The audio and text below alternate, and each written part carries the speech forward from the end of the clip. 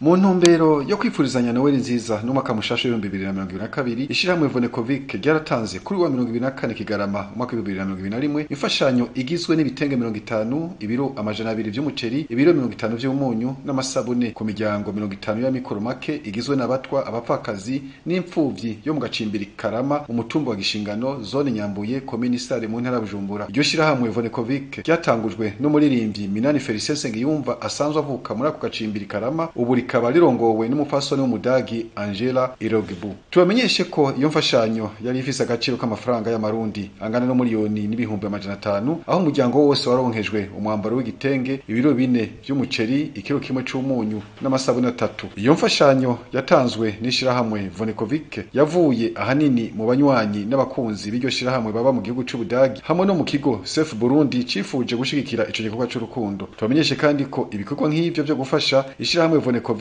ryama ribikora rimwe canke kabiri mu mwaka.